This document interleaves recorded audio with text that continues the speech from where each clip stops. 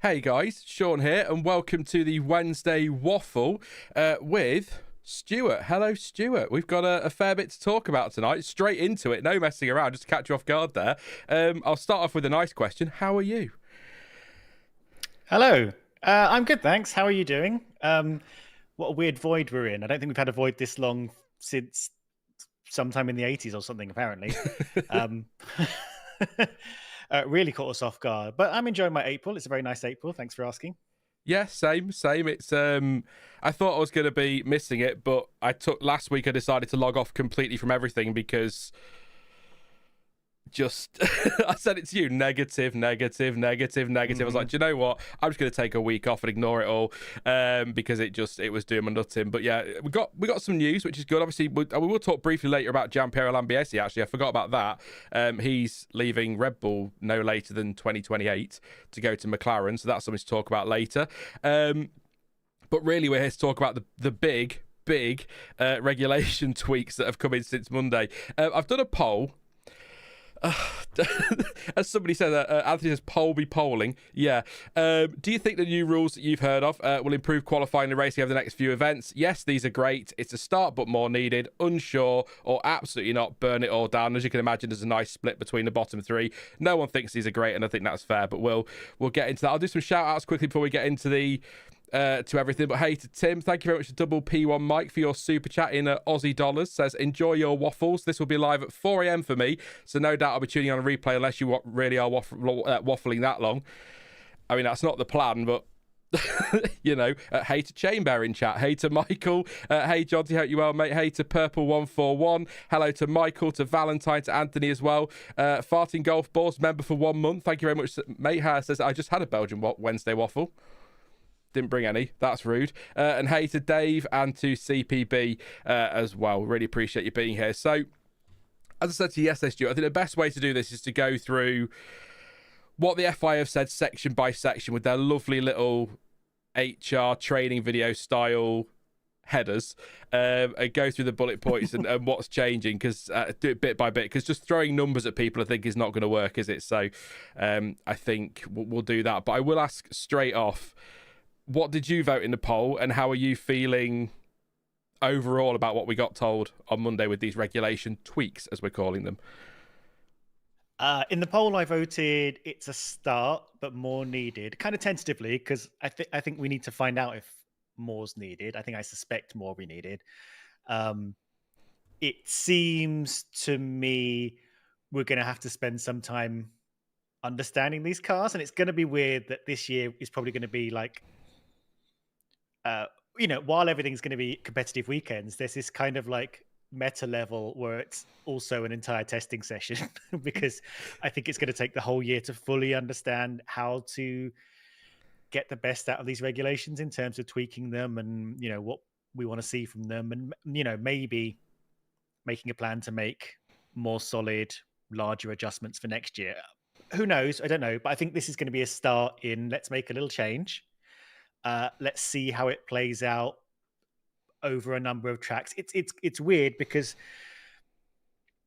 we're heading into, if I'm right, a couple of sprint weekends and then Monaco, which aren't necessarily representative of a proper race weekend, if such a thing exists anymore. So I think it's going to take a little while to be fully sure of how it works. But, at the beginning of the season, we spoke about this. We're like, let's let it play out for a few tracks and see what it's like across a variety. And I think we have to do this again now that we've changed things a bit. But it does feel like a step in the right direction. It feels considered and, not throwing out the baby with the bathwater, not doing something really dramatic or, pulling these engines out and sticking a V10 or something. They've been like, okay, we understand what the problem is. Let's dial those problems back a bit and see if that works and see if we need to do it more or if we can actually maybe get away with a bit less. I think it seems sensible. Yeah, I tend to agree, and I think you're right. It's going to be a bit of trial and error this year. I do think, and I promise if you haven't heard them, we are going to go through them in a minute. But I do think these will be what we're, for the want of a better term, I suppose, stuck with. I think this is what we'll be stuck with now till the summer break. I don't see them making tweaks because we have got that little 3-week gap after Miami, but that was already there. And then the races just do, European races be European races. Basically, they just come thick and fast, one after another. So I think this will be it until the summer break, and then maybe there'll be another tweak if they feel it's needed after that. And then we'll get something probably for 2027, which I think is where they want to make the bigger changes if they're needed.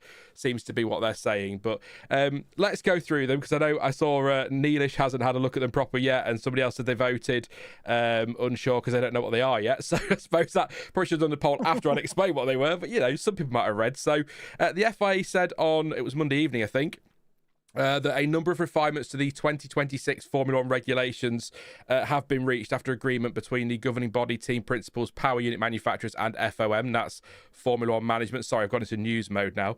The final proposals will be put before the World Motorsport Council with a view to most of them being implemented before the Miami Grand Prix, which is next week, people. We're racing again next week, and it's Miami. Yay. That should be a formality. Usually when things go to the World Motorsport Council, it's just a case of them dotting the I's and crossing the T's, so that should be fine. Review of them, if you want to know, a very short review. They're not thrilling. There's a lot of numbers here, and no, if what you were hoping for, as Stuart said there, a V8 or a V10 in the back, it's not happened, and they're not burning the sport to the ground, so don't get too excited. But we'll start with, they've put qualifying, promoting performance. Here comes the HR video stuff. They say that adjustments to energy management parameters, including a reduction in maximum permitted recharge from 8 megajoules to 7 megajoules, so that's one down, obviously, aimed at reducing excessive harvesting and encouraging more consistent flat-out driving.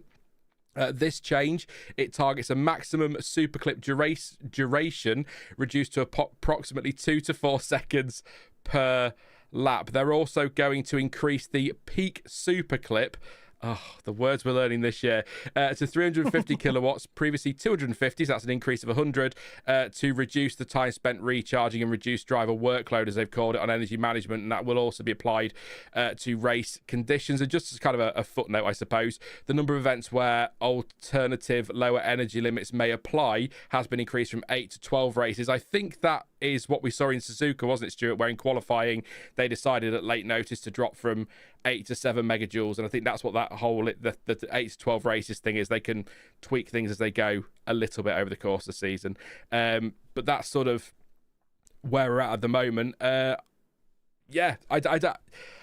It's difficult to say how this will affect anything, but I have to say I like the sound of these because, and I know it's an unpopular opinion, but I'd rather have these cars be a little bit slower and drivers be able to get the maximum out of them than have cars that are super quick and the drivers can't extract everything from them and there's loads of recharging quality. So this feels like a good step in the right direction based on the numbers there, the 8 to 7 and then the up to 350 seems to be a good step, but it feels tentative, doesn't it? If that's the right word. Yeah, and this is kind of what I was talking about before. I'm like, they haven't gone too dramatic. I do think they've used simulations, they've used calculations to try and work out where best to place these numbers. 7 megajoules from 8 gigajoules is not too dramatic. There are going to be a few times during this when I feel the wording is unclear to me sometimes in somewhat in terms of how I understand the regulations and sometimes in terms of how I understand what they're trying to say with these. And I suppose we'll cover these as we get them. But the first thing that made me unclear was it's the very first point. They're reducing the maximum permitted recharge in qualifying from 8 megajoules to 7 megajoules. But it was 9 megajoules. Yeah. So it was never 8, it was 9.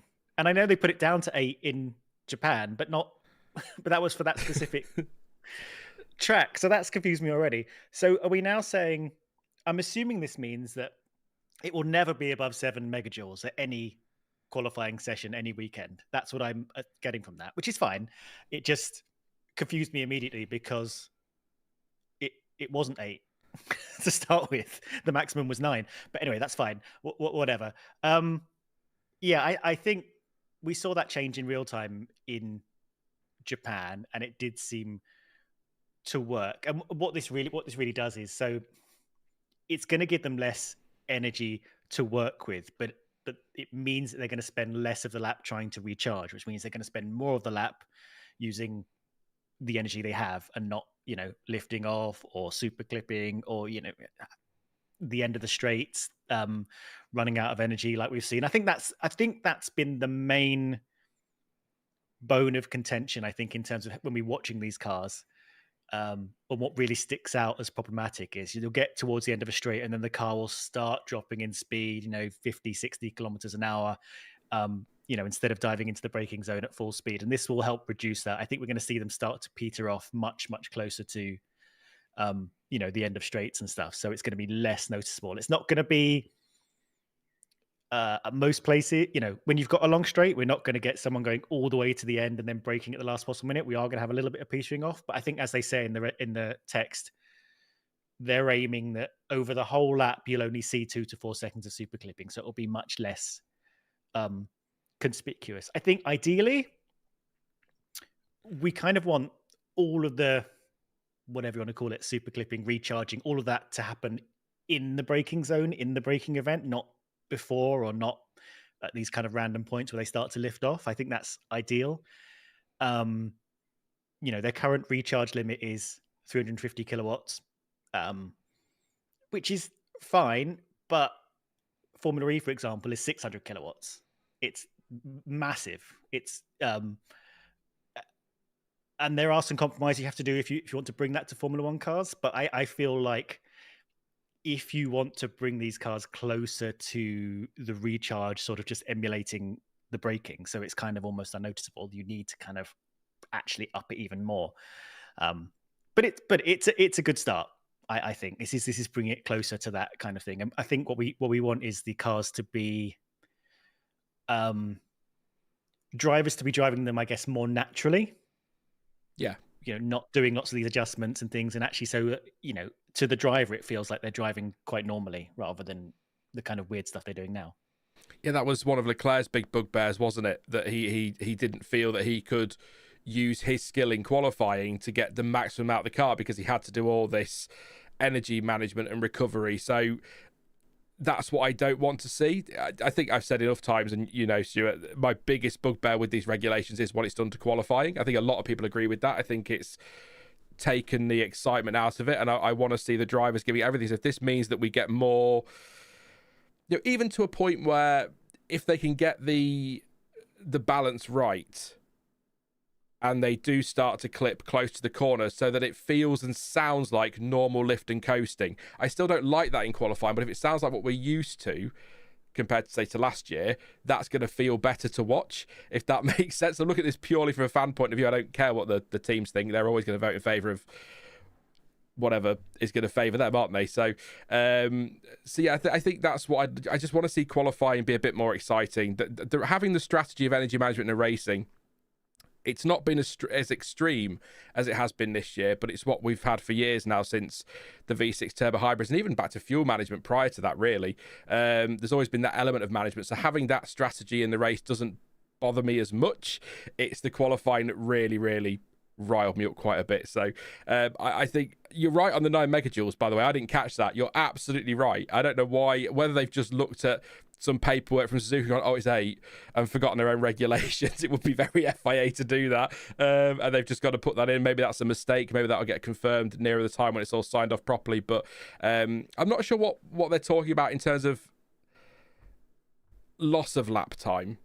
I think they were looking for, I think was the dropping 1 megajoule was around a second, wasn't it, per lap?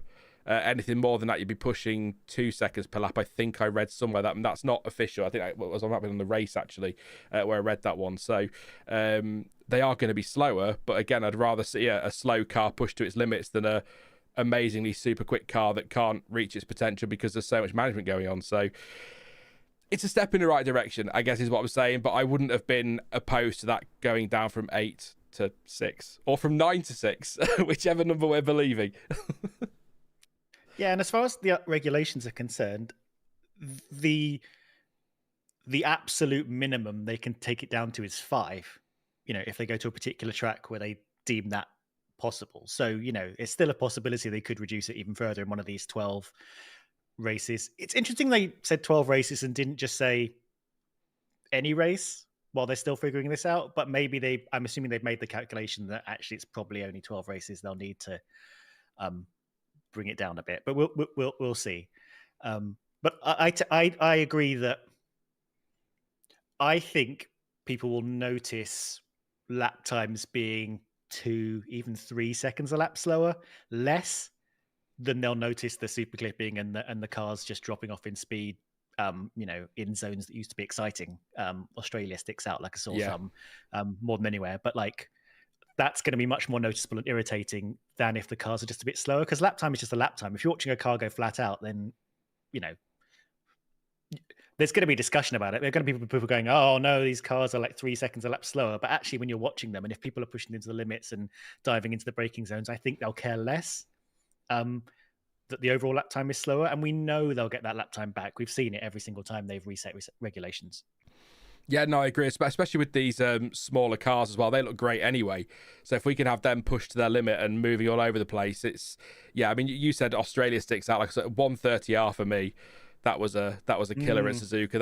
I know that we've discussed we're not the ultimate purists when it comes to F1, but that was a bit of a kick in the nuts, to put it mildly, when you sort of hear them losing speed through there, and it was just like, oh no. And then the drivers coming out and saying that it was disappointing for them that the circuit had been it wasn't what it should be because of these regs. And we just need to get it. It's the balance that's wrong, and I feel like that is a good step in the right direction. But I suspect that's going to get tweaked again fairly quickly. I'm looking at tracks like Silverstone, Spa. Is that cut to 7 megajoules going to be enough for somewhere like that down the Kemmel Straight, or the high speed through Maggots Beckett's onto the run to Stowe, the Hanger Straight? I'm not sure that cut's going to be enough. So I think if we talk about the 12 races they might do it at, I think 2 of them pretty much guaranteed, or 3 actually if we go, Baku, Spa, Silverstone. Because Baku is going to be hilarious down that long straight if they're super clipping after 4 of those fast corners. So 15 miles an hour into turn 1. It's just, so I think that's where those tweaks will come. I've put some notes on what this all means, but I think we've covered it. So it's effectively so the drivers can just push flat out, or as close to flat out in qualifying as possible. Let's see what people are saying in chat before we move on to the race parts. Anthony says overtakes are about 25 to 50% of the interest of a race. I need to see a video after Miami comparing the viewership numbers, says AW7. I'm struggling with names today. They've gone back to ats again. The other week they were back to names, now they're ats again. So Britain, which I think could be Flying Tiger, maybe. I can't remember. Says most new cars are sitting. I have no idea how to start the thing. I feel like F1 has gone down that same road. Too much computer, not enough car. Do any of these changes address how Norris stated, I didn't want to pass Hamilton, and the car just decided to go on its own? We'll get to that when we get to the race stuff, but I don't think so. Anthony says the vagueness is a feature, not a bug. That's about right, yeah. Yeah. Jack says, I don't understand this at all, but if we get more battles like Hamilton and Leclerc, I'm all for it. I think the not understanding it part is a big frustration for me as well. I'm not the most technically minded, but it's just, I'm throwing numbers around, 8 megajoules, 7 megajoules, 250 kilowatts, 350. I feel like, given that they wanted to simplify the rules coming into 2026, or how they were written so that fans could understand them, they've done a pretty awful job at that, because they are very complicated unless you have a really good understanding of what everything's doing. So it's why... Sort of an aside, but actually still on topic. It's sort of why I miss the early days of Sky F1 when you'd have Ted Kravitz sat in a studio explaining how all of this works to people, rather than just being a pillock up and down the paddock during his notebook. It would just be nice if somebody would sit down and explain this in a feature for 10 minutes on Sky or on F1 TV. Maybe they have on F1 TV, I don't watch it, so let me know, where they just explain everything, exactly how it works, in absolutely the simplest terms, without just reading the regulations back to people. It's a bit much. And thanks to Farting Golf Balls as well for your super chat, mate. Thank you for your support as always. Says, did you know if F1 decided to increase the electrical energy that the cars have to 1.21 gigawatts, they would become time machines? There you go. Why not? Why not? I'll keep an eye on your chats throughout. Don't worry. I'll come to you as well. If you get a super chat in, I'll definitely see it. So if you've got something you really need to ask, then pop it in a super chat. We'll come to you throughout as well. So we'll see how we go. Did you want to say something on that, Stuart? Sorry, I was waffling away as usual. Yeah. Just on the back of what you said in terms of, the simplicity of it and being able to understand it as, not even a casual fan, really. People get really into F1, and there's a lot of complexity here that we're throwing on people with these regulations and these adjustments to regulations. I think you can have complex regulations in F1. And God, I mean, there's 3 regulation books and they're all like 200 pages long, so it's not like they're simple. But I think if they play out in a simple enough way, it doesn't matter so much. And if you're interested, you can delve into it and know more of the finer points of how the power units work and how the aerodynamics work. But actually, most people, I think, watching the sport, and I don't want to downplay people who are more interested in technically minded, but I think most people want to understand that the vagaries of how cars go fast, things like DRS, when that's deployed, certain techniques and strategies that can be used, and that's kind of it. And now we're getting them to think about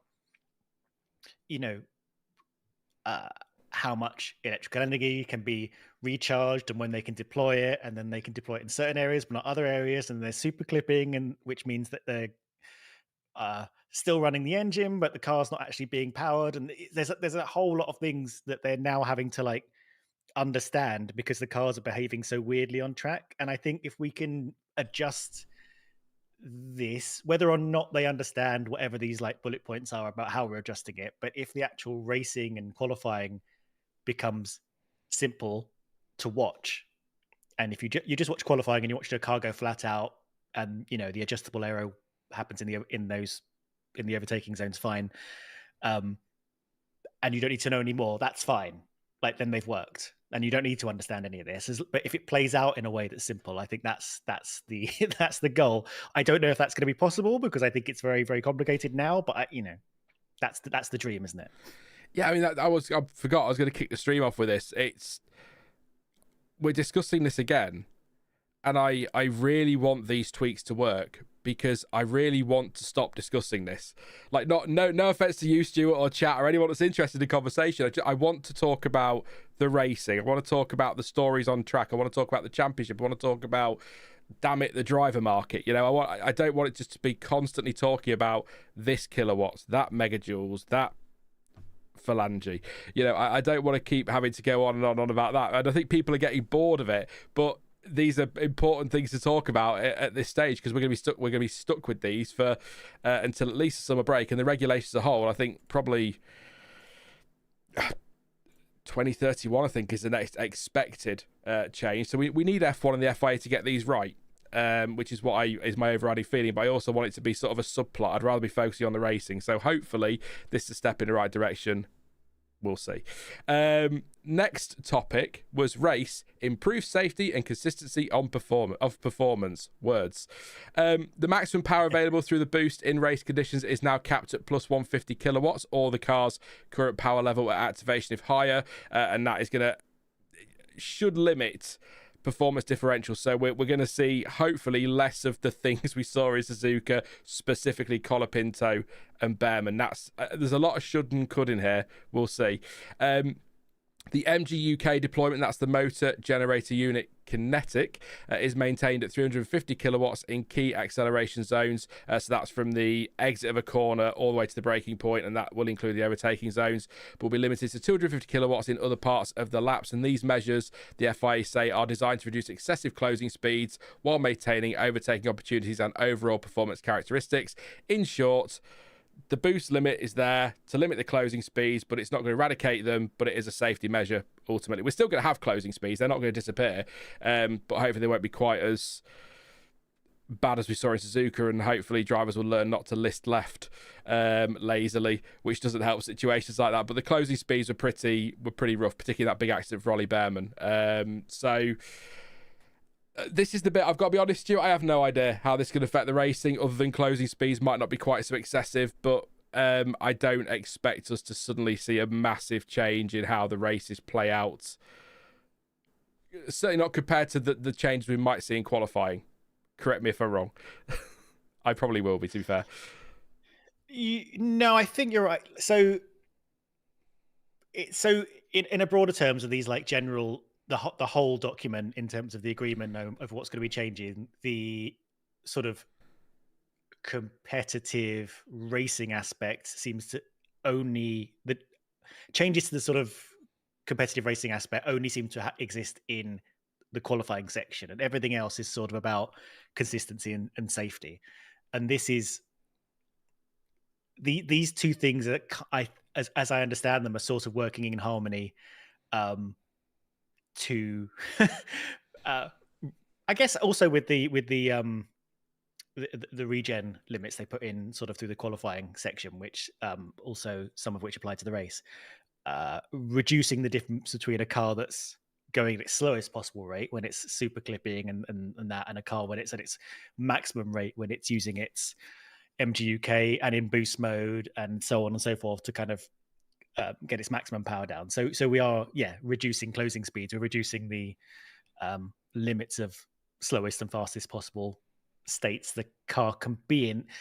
The first bullet point I don't fully understand from the language, but I think I understand it, that when you go into boost mode, it will the boost part will only give you 150 extra kilowatts. I think it used to be able to use the full 350, so you get like a sudden change in speed, and now it's just a more gentle changes. 150 kilowatts is still 200 horsepower, so it's not small, but it's smaller.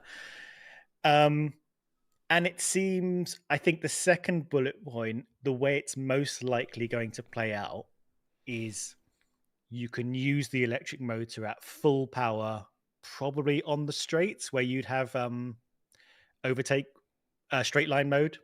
An overtaking mode in the car, but that seems where you'd most likely be able to use that. And then the other times, the high speed corners and middle speed corners like that, you're not going to get it. It's going to be capped at 250. So where that Bearman Colapinto accident took place, that's more of a kind of medium high speed corner and a bit blind as well. So you wouldn't have a car going as fast as Bearman was at that point because you'd have a reduced electrical output. That's the idea.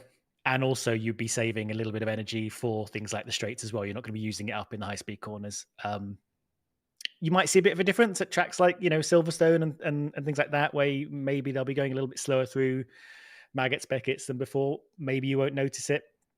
We'll have to see how it comes out, but again, I think this will allow a little bit more natural driving as well. We'll see how it plays out. And again, this I think is a little bit of a subtle change, but it is sort of, it's quite dramatic in the boost, I think. But otherwise, it's we're going to have to see it play out, and hopefully, if we see it play out, we won't notice it. is the effect? We'll just see cars driving normally. That's the hope. Tommy says they are moderating the discharge rate of the battery to make it last longer in time and lap, and if it's 250 kilowatts, the battery will last 40% longer than before, says Nilesh. I will say as well that if you add, that does put it together with that second bullet point, the qualifying tweaks, which is the peak super collect power being increased to 350 rather than 250. So that's going to apply in the race as well. So that's an addition there. But I'm intrigued to see how this plays out. I would, that little bit of that less boost or the less power available, does that mean we're going to see less of the yo-yo racing down straights, or was that more to do with the overtake mode than the boost itself?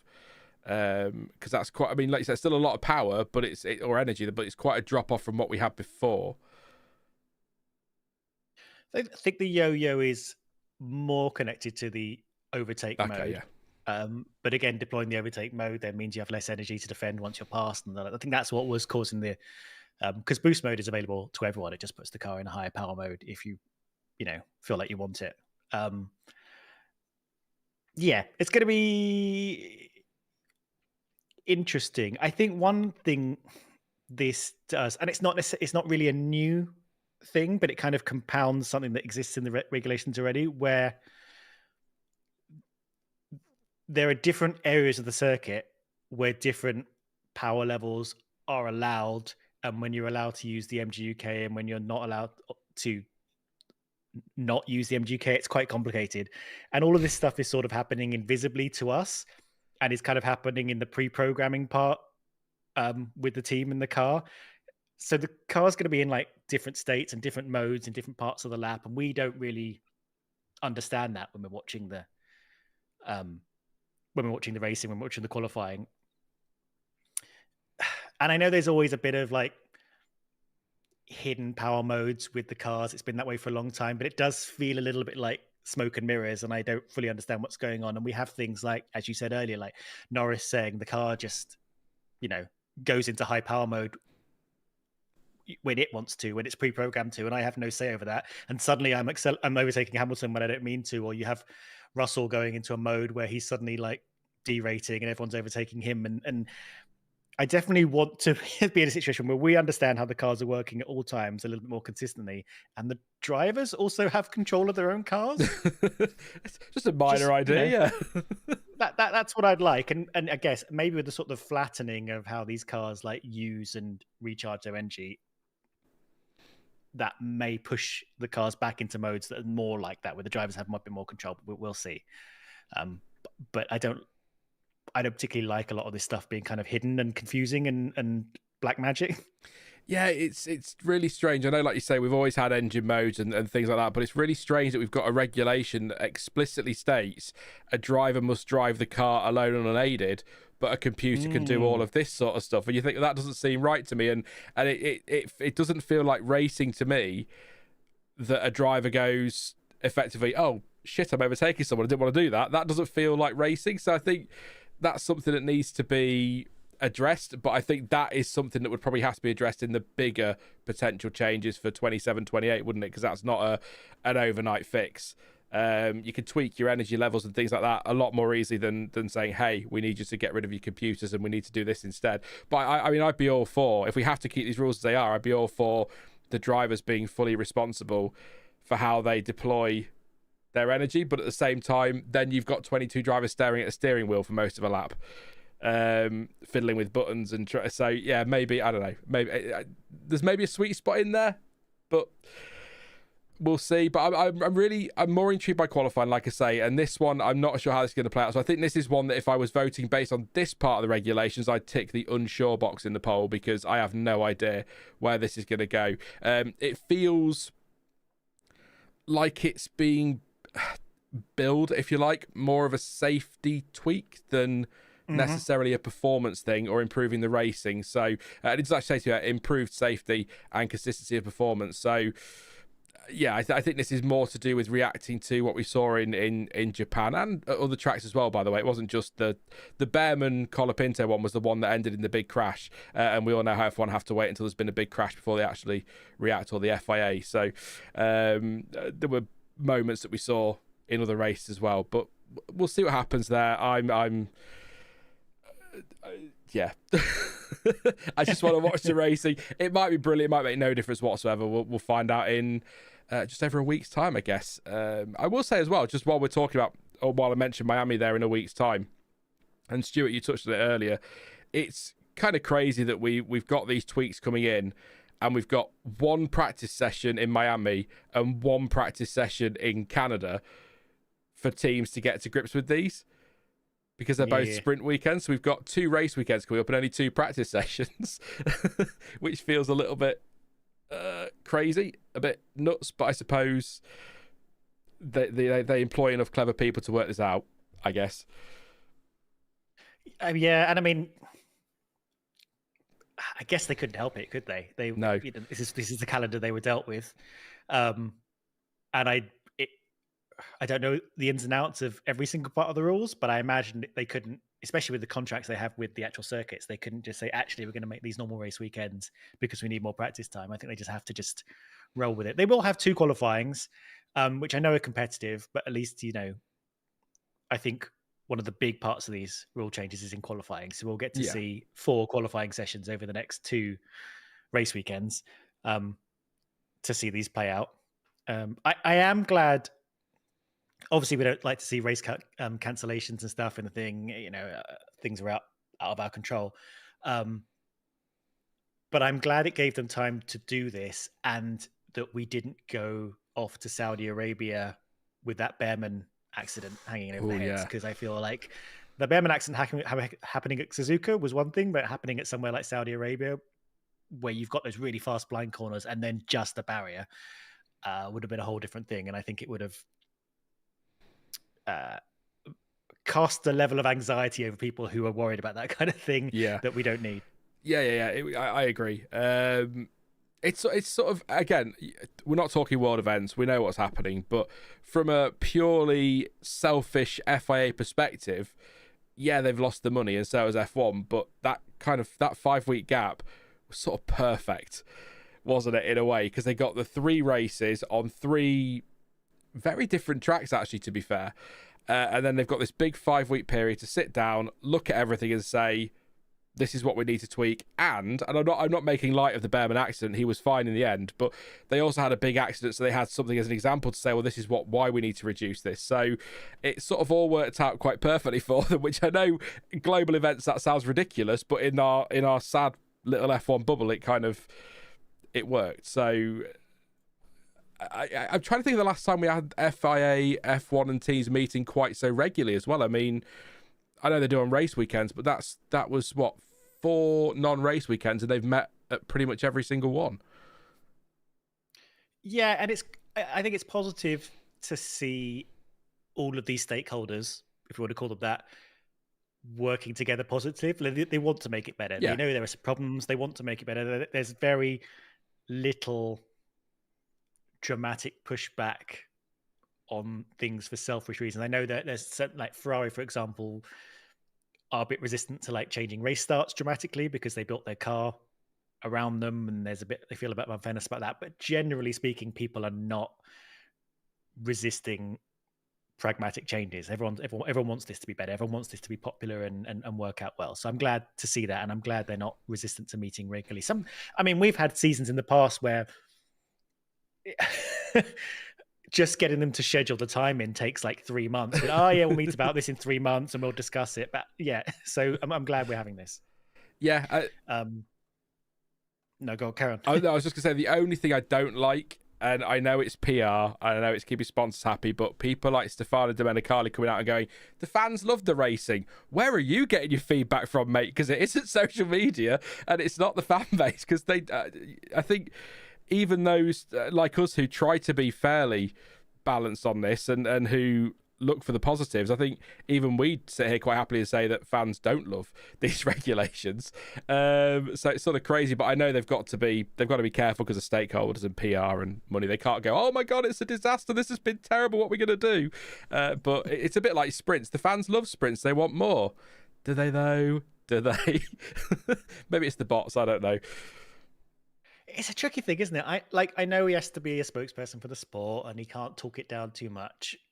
I think there's I think it could sometimes go the opposite way, where it can look like either you're lying or you're just completely unaware of what's going on with your sport and your audience, and you're just going la la la la, everything's fine.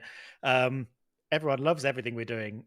Whereas I think you could phrase it as,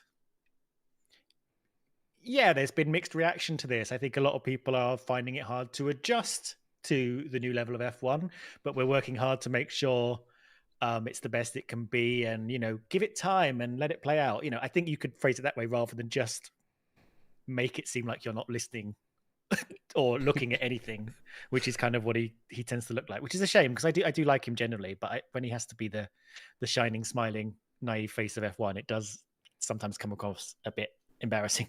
Stuart auditioning there for his role of CEO of F1.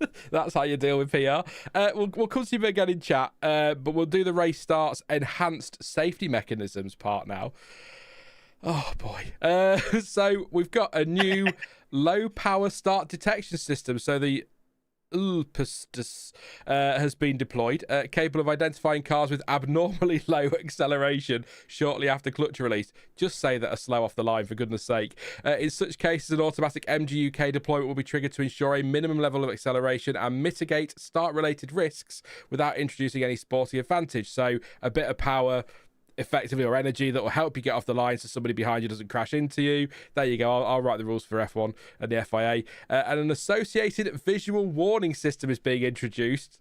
Oh, how exciting.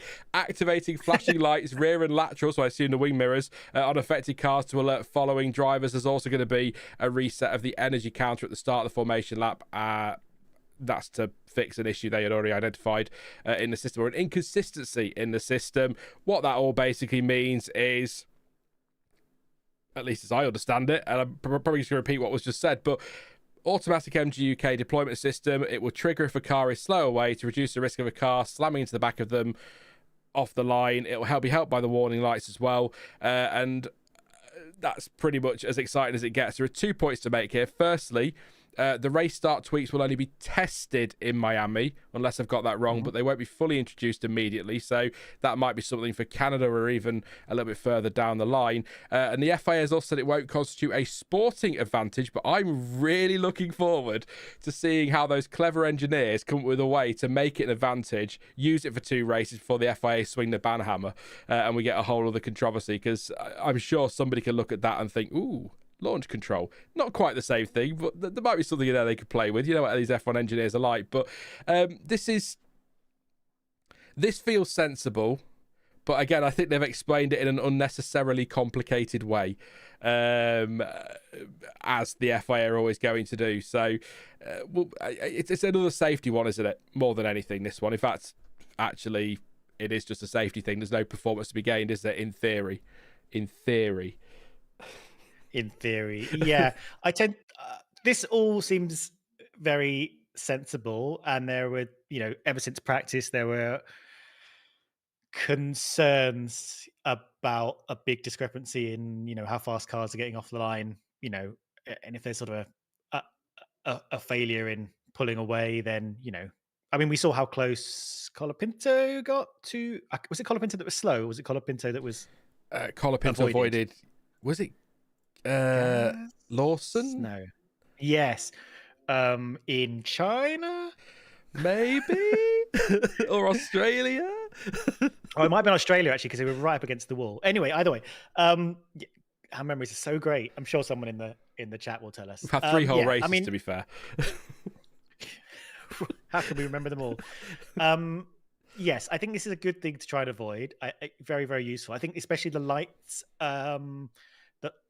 the visual warning system, flashing lights. The cars are going to be flashing wildly. I think that's good. I think that will give you an extra little fraction of a second of reaction time, I think, rather than the car appearing out of nowhere suddenly. Every little fraction helps. So there's a couple of things I'm not concerned about, maybe, but I am apprehensive about.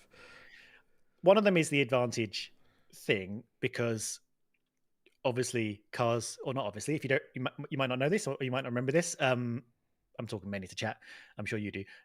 Cars aren't allowed to use the MGU-K to pull away from the line at the start. It doesn't kick in until they're going 50 kilometers an hour, which is a fraction of a second later, really. But they're not allowed to use that.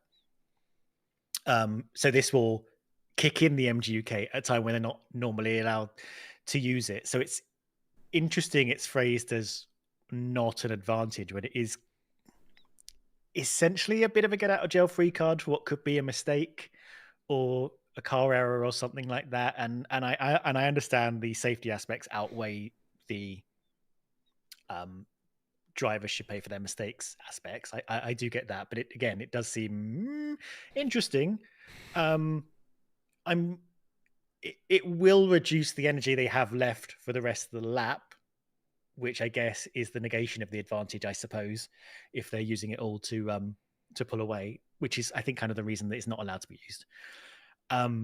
So we'll see about that. And the second thing, my issue, which is partly, I think, mitigated by the last point on this list, which I'll get to in a minute, but is that sometimes drivers have got to the start line and not really had any battery left. They were complaining about that, and that's part of what these regulations are trying to fix. But if you don't have battery in your tank, if you don't have a charge in your battery, this doesn't do anything. You can't. This unusable. But I guess that's probably a low risk problem, and something is better than nothing. But that is a thing that came to mind, I think, considering how the first 3 races have gone. Yeah, and that last point on the reset of the energy counter should offset that. Yeah. Again, a lot of coulds and shoulds and maybes and perhaps in this, because we don't know. We won't find out until next week, and even then we probably won't have a definitive answer. But it was Australia. I googled it, the Lawson Colapinto near miss, and Kevin says, please speak like you're both asking questions for the next 10 minutes. Next 10 minutes? I don't know. Yeah, Kevin just needs to be kept happy. He's not in a very good place with F1 at the moment. Thank you to Yinka as well for your super chat. Says Stefano, the little Italian devil. He's finally done it. I'm actually looking forward to Miami. Left unchecked. He'll make us want more sprints next. I think there might be an element of sarcasm in there, maybe. But thank you for your super chat. We'll cover off the last thing as well then. Improving safety visibility in wet conditions. Didn't expect this, to be honest. It feels like this was... I don't think anyone's going to really care about this, but I'm going to read it anyway.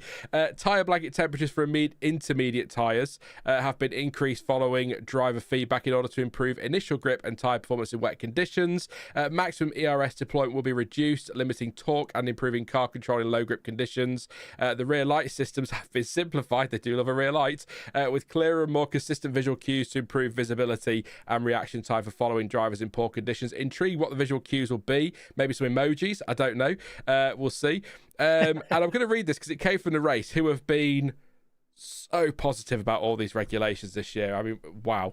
As they put it, power limits will be adjusted in wet weather races to minimise risks of the cars being too difficult to drive. And I added the pinnacle of motorsport and all that.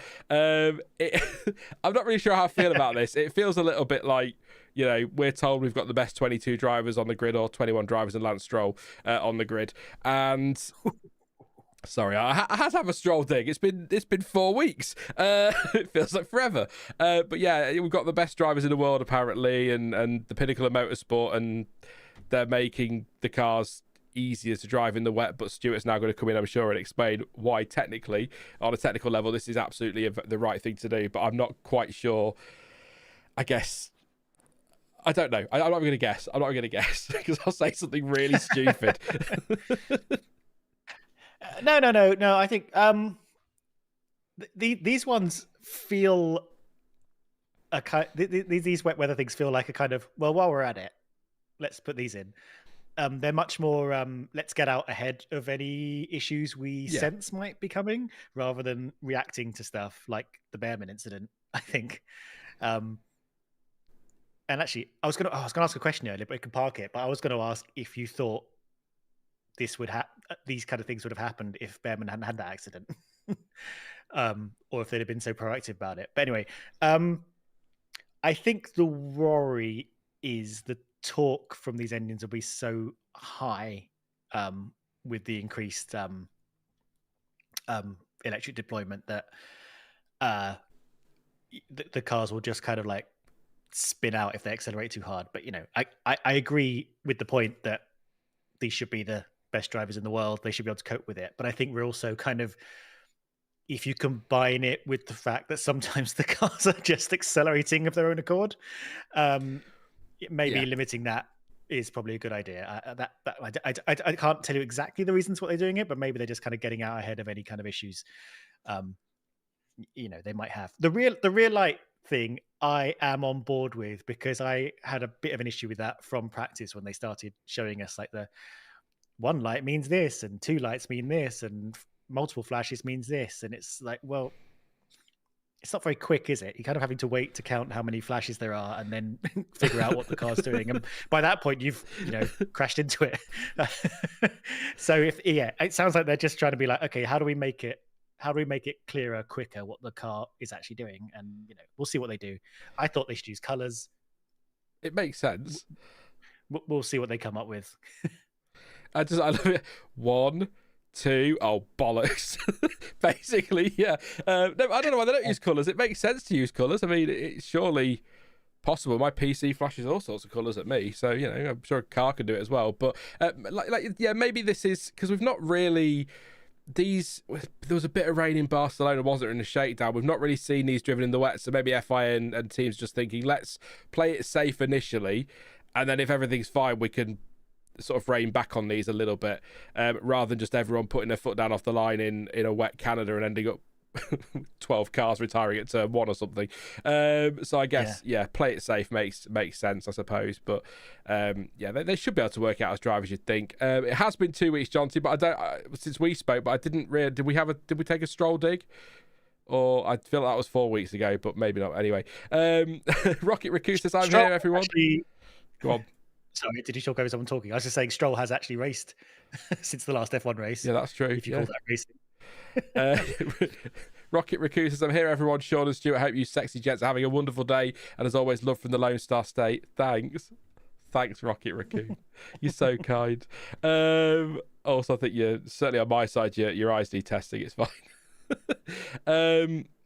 I saw somebody. Hello, Sean, says Dan. Happy to see everyone is surviving this long break. I'm barely surviving with a heavy diet of IndyCar and MotoGP to get me through. There's been lots of racing, to be fair, over the last few weeks. So if you're just a motorsport fan, then plenty to keep an eye on. Morris says, to be fair, have F1 drivers ever been the best drivers in the world? I'd like to see George Russell reverse a wide load lorry down a mountain road in the snow with a cliffy either side. Do you know what? I'd pay good money to watch that. And I did see another one which was possibly disappointing. John says, turn down the boost for starts. Get more than what you lose back from the battery, was a suggestion there. From John to keep your comments coming in. We'll do some Q&A in a few. We'll sort of wrap up these rules and our feelings on them. But I think you raised a very good question, Stuart. Would they have bothered if the Bearman crash hadn't have happened? Honestly, maybe the quali stuff, yeah. But I'd be surprised if they bother with the closing speed stuff. Because, and I'm not trying to be, Mr. Skeptical or pessimistic or whatever word, but historically, and this will set Jonty off in chat now, historically the FIA tend to need to wait for a big accident to happen before they make a change. So I feel like if the Bearman accident hadn't have happened, they might have discussed it, but I don't think they'd have pushed anything through as quickly as they have, and they'd have waited for another one to have happened, or one to have happened in its place. So I don't know. Something like, was it Sainz, was it Ocon in Miami a few years ago, that big shunt? I've got Sainz in my head, but it wasn't, was it? But they'd have waited for something like that, wouldn't they? I think. I mean, I hate to say it, but I do think so. You're absolutely right. They tend to be kind of reactive. I mean, we're probably doing them a disservice because I think they probably do a lot of stuff that's thinking about what might be and trying to mitigate that, and maybe you tend not to see that because obviously stuff doesn't happen, so you're not worried about it. But with the thing that annoyed me with the Bearman thing when it happened, I probably was like posting furiously on Blue Sky like I do during the race, is I don't think anybody should have been shocked that it happened. I think a lot of people were waiting for something like this to happen. They were talking about this from practice. They were talking about this from before practice. Like, they're going to be weird closing speeds because of how these cars operate. We need to think about that. And again, it's unclear what they would have done because, it takes quite a lot to... I think it took the kind of semi-crisis that F1 found itself in with the problems it was to actually bring everyone together and be like, well, how can we fix this? Like, I think it took things like qualifying to issues to wake everyone up. So I don't think they would have done anything, even with everybody talking about it in winter testing, changing the power outputs and the recharge stuff like that as well. But again, I think it was something we all saw coming and something we thought was a real possibility that could happen. I think I likened it to maybe a bit over dramatically, but the fact that some people, Martin Brundle being one of them, were talking about the dangers of having these recovery vehicles on track while the race was still, going. And people talked about it for years and years and years. And it wasn't until Bianchi went under one and lost his life that they actually changed their safety procedures. Like, we had to wait for something to happen, even though we had quite a few near misses and people getting worried about it for years. I think, that was something that could have been dealt with years before that, but it didn't. And it's a shame. And as I kind of said earlier, and you alluded to, or you kind of outright said, it's almost like a blessing that this Bearman accident happened, because it meant people dealt with it, and it happened at a track when nothing bad happened really. He had a bit of a mild leg injury, was it? Like, not injury, but kind of sprain or something. And, and that was it. Nothing like terribly awful happened. So, it was kind of we kind of needed that to happen in a way. I don't wish it upon anybody, but I'm glad we were able to have this discussion and maybe make a difference. As we discussed, very unclear how this is going to play out, but I guess we'll see it. Miami's a bit of a ropey track to see it on, but I guess we'll see. Yeah, no, I agree. And it shouldn't take something like that to happen, but I keep saying the FIA, but isn't that life as well? Are we all guilty of it to a point? You sort of, that needs sorting. Damn, I've tripped over it now and broken my leg. Better get that sorted. So, not quite the same thing. Stuart does make a fair point, and I'll build on this. He says, no, I think they would still have, as the teams would have kept telling them about it. Maybe eventually they'd have got there, but I think my point, Stewie, is that they wouldn't have put those changes through now. They would probably have done their whole, we'll discuss it with teams, productive discussions, we'll talk about it at the next meeting in X weeks' time, and then more productive discussions, then talk about it in X weeks' time. They might have eventually got there, but I don't think they would have done it quite so quickly without the Bearman accident. So, and just to reiterate what Stuart said, we would never wish injury or anything worse on any driver. So, the blessing in disguise, it sounds like I'm saying this is great, but it isn't. It just, the timing of it all kind of fit quite nicely with the break that we had. And John says, literally 20 years, Brundle was warning about Bianchi happening. See you later, Flying Tiger says, see you all in Miami. Yes, Miami next week. Preview on Wednesday, I think. And then we'll do some streams across the weekend. I might try and do a sprint quali stream on the Friday, but I struggle with sprint races. We'll see how we go. And I did see the Hat Rust had popped in as well. Says looking forward to regular service resuming. And Black Hawk says, remember in the past BBC F1, I think it was, got F1 drivers to try and reverse the race trucks, and they all messed it up. Didn't Oscar Piastri try and reverse a tractor at Clarkson's farm, I think, and got that pretty badly wrong? They're not easy to reverse, to be fair. So yeah, get your comments in. We'll come to those. I guess, Stuart, before I do comments and wrap up the poll, and then we'll go to some Q&A, I guess back to what I asked at the start. How are you feeling about all this? I thought we both seem to be in agreement they're a start, but we want to see more. But do you think this is going to have a big impact on racing? Or because I feel like when I read these, I don't think the qualified change will have a massive impact, but they'll probably, of all the changes, they'll have the biggest impact of what we've seen. So, and I'm quite happy with those. But the rest of it just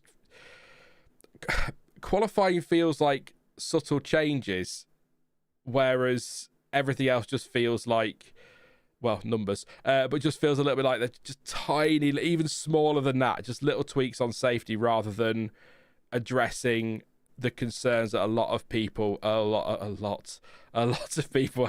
about the racing and these regulations. I think so. My two, I'm going to say two. Who knows how many things I'll say? Start at two. My two main takeaways. The first one is kind of reiterating what I said before. I'm glad we are having proactive discussions that all the teams seem to be in, and F1 and the FIA are all seem to be in agreement that let's figure out what we can change, how we can do it for the positive, and implement it as soon as we can. And if not immediately, we'll do some testing and then implement it, when it seems viable. That's great. I'm glad that's happening. It could so easily have had them all sticking their fingers in their ears and ignoring the problem all year long. That, that kind of thing has happened before. So that's good.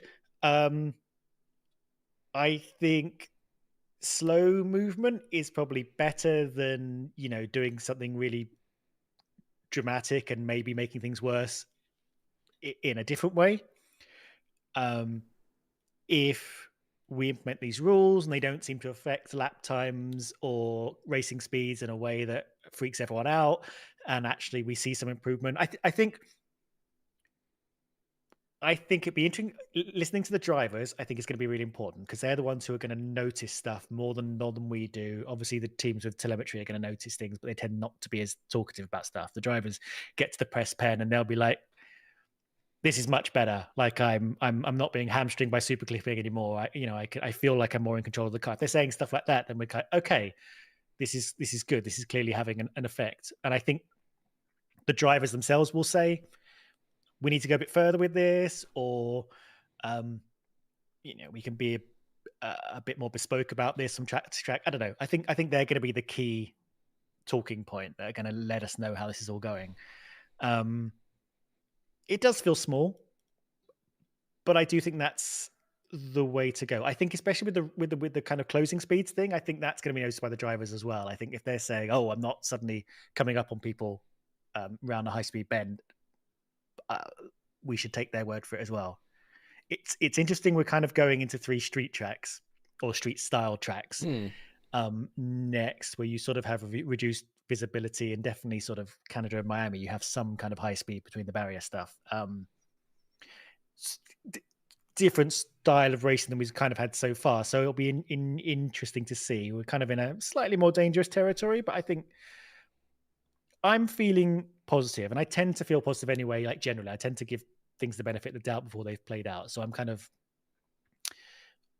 I want to see how it goes, and I'm glad they've done this, and it gives us potential for them to do it again. As I think you sort of said, the summer break is another opportunity for them to kind of gather the data from what they've done so far and see if they need to do anything different. I think they're willing to do that, which is good. Yeah, they've got the shutdown in the summer, but they've got a week either side, haven't they, where they can have conversations. So, I think this is. It's funny you mentioned the street tracks. I can't shake the feeling. And people laugh their backsides off in the chat of this one. I can't shake the feeling that under these regulations, Monaco could be one of the best races of the year. I don't know why. I've just got a feeling that it would just be so typical that Monaco ends up being just perfect, and these regulations are perfect for Monaco. But we'll see. It's not that many weeks away, is it? So maybe not. But yeah, I tend to agree. And I think what was I going to say? The driver point is a good one. I think there are 2 things on this for me. So I think if the drivers start talking more positively, and I'm not talking about anybody in chat here, but particularly on certain social media sites, people are very easily influenced by what their heroes are saying. So if the drivers all start saying, these are better, we're happier with this, I think a lot of that noise will naturally die down. There'll still be people who are genuinely concerned about the regulations and don't like them who will still voice their view, but I think a lot of the jumping on the bandwagon stuff will die down if people's favourite drivers, if all the Lando Norris fans hear Norris talking positively, or Verstappen suddenly says, actually, these are all right now, I still think we need more work, but they're better, things might calm down a bit. I think there is an element of that. That's just the internet. Welcome to it, 2026. The other thing, though, is this comes from an article I read earlier. It was yesterday, actually. That's if the drivers are allowed to talk about it.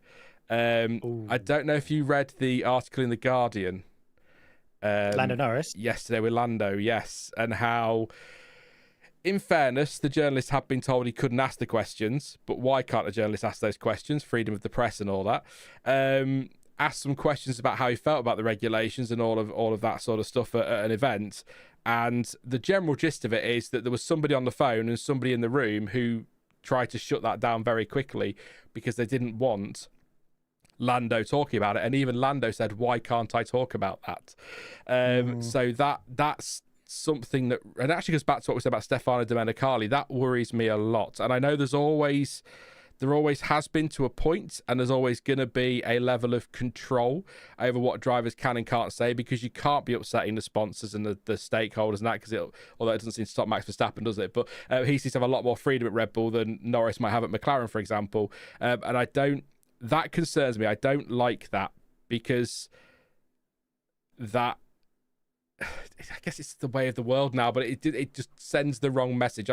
Lando Norris or any other driver should be free to say, I think these sound great, or these sound okay, or I'm not sure it'll work. They should be free to say that, and teams shouldn't be shutting them down. But I also understand how PR and all of that works. I had a year in the inner circle of F1 media, so I know how it works. I know the games that have to be played, but it just feels a little bit ridiculous that Norris can't give an opinion on something without McLaren folk saying, no, shut up, don't say anything. I didn't like reading that. it's why I will always back Max Verstappen saying what he says, and I'm always going to miss characters like Kevin Magnussen who would just say it. Yeah.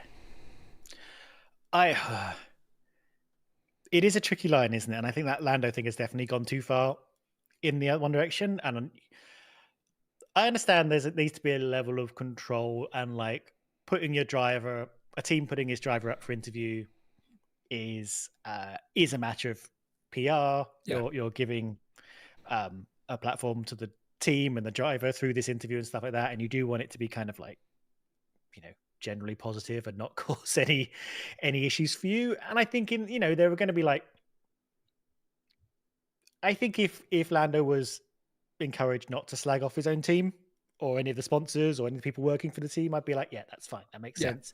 You're also representative for the team. I wouldn't, if someone asked you probing questions about all the problems at McLaren, I think he would give a very diplomatic answer, or maybe skirt around the question. I'd be like, okay, fair enough. It's your own team. You're not going to slag them off. And I'd also understand if they were like, don't ask him any personal questions about his whatever, personal life, family, love life, things like that. That's fine.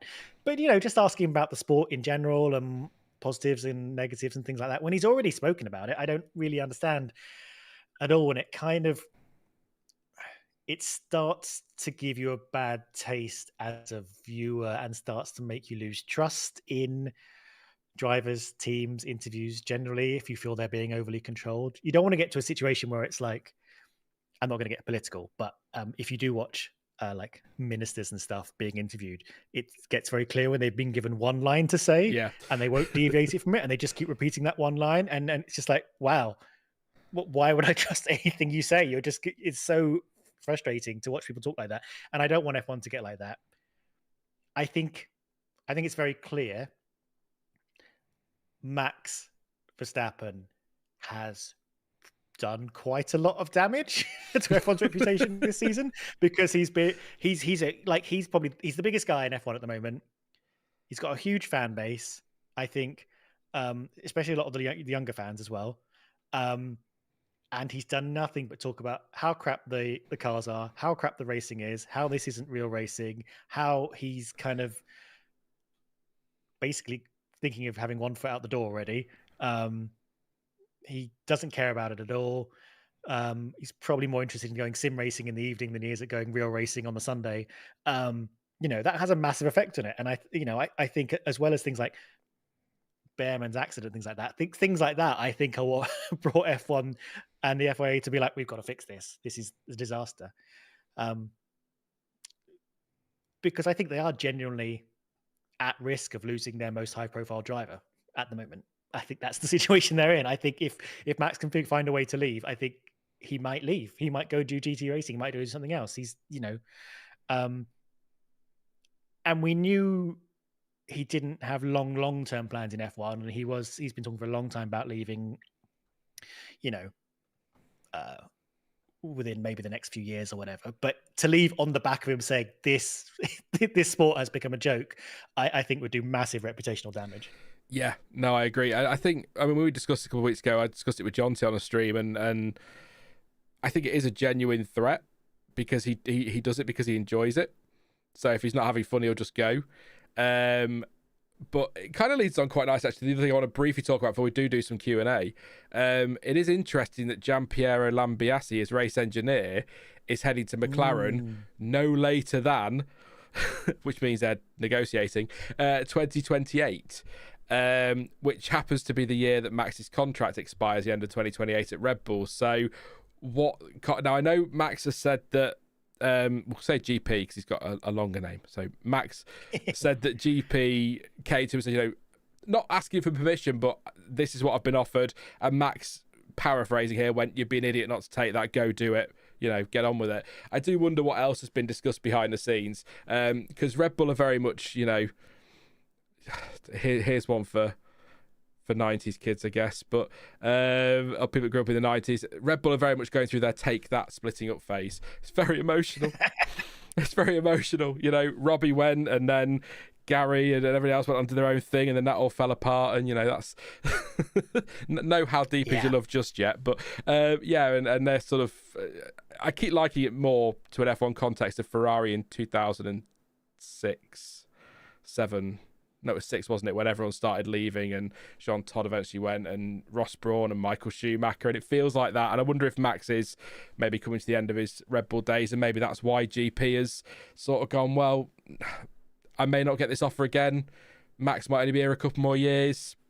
I'm off. So, I mean, I don't know what your reaction was to the news. To be fair, it's probably the biggest news of the shutdown, but even that wasn't particularly huge news because it's not like he's gone there today, has it? He's going to be another couple of years potentially before he even moves there, so it's maybe a big news story for 2 years' time. But interesting that Red Bull have, again, going back to last year, Red Bull were very keen to control the narrative. We're not falling apart. This isn't a sinking ship. Yet everything that's happened since has proven that it clearly is a sinking ship, and things are changing. Sinking ships may be harsh. There's a lot of very clever people there who will fill those roles nicely. Lauren McKee's doing a great job, I think, as team principal in place of Christian Horner, for example. But yeah, it's an interesting decision at GP's, the latest high-profile one out the door. Yeah, I'm not going to call it a sinking ship yet. Well, we'll start with GP. I mean, I think Max is right. I think in a time of a lot of uncertainty for Red Bull, and with McLaren coming to them with like a very clear step for his career development. If you know, I'm still going to call it that, even though he's very experienced. Like, oh, I can make it as a manager one day. But like, it seems like okay, this is a step up for him with the possibility of an even greater step up, like maybe being something equivalent to team principal one day, is what it sort of seems to be framed like. At McLaren, yeah, that sounds great. And I do think while Red Bull is in a very uncertain position right now, I'm not ready to frame it as a sinking ship. Maybe more like a ship of Theseus, where like all the old wood is being removed and replaced with new wood, and then we just have to see if it still floats.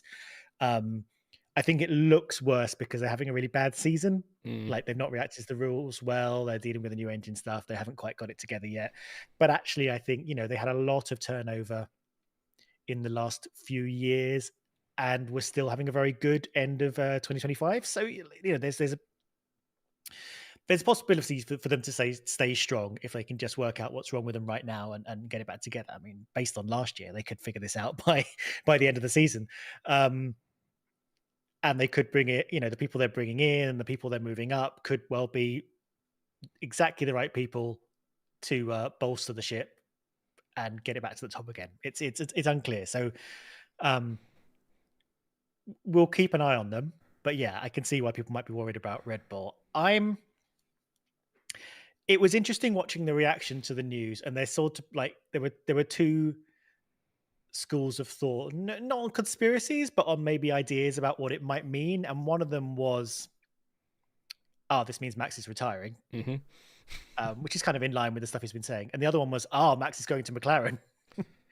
To follow GP. Both of which would be fascinating, I think.